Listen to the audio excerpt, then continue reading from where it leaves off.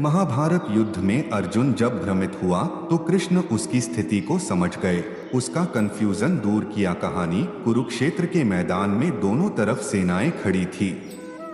कौरवों के पास ज्यादा सेना थी, पांडवों के पास कम।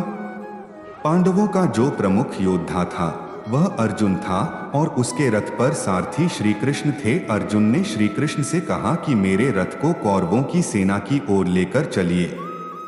मैं पितामह भीष्म, द्रोणाचार्य, दुर्योधन, अश्वत्थामा और कर्ण को देखना चाहता हूं। कृष्ण कुछ नहीं बोले और रथ ले गए।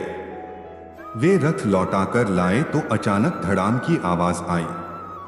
श्री कृष्ण ने पलटकर देखा कि अर्जुन अपना धनुष गांडीव नीचे रखकर बैठा है और एक संवाद बोला, मैं ये युद्ध नहीं करूंगा।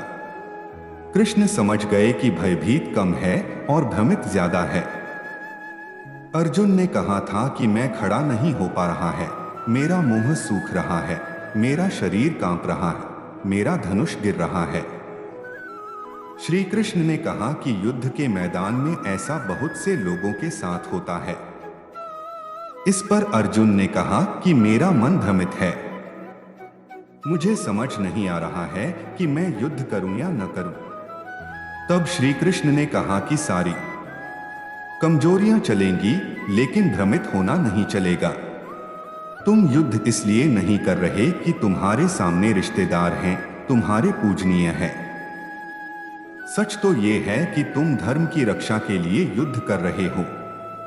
मुद्दा युद्ध नहीं है, बात अपनों की नहीं है। सच तो ये है कि धर्म बचाना है।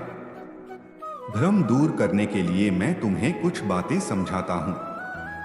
700 श्लोकों में कृष्ण ने गीता जैसा उपदेश दिया। अंत में अर्जुन ने कहा कि अब मेरा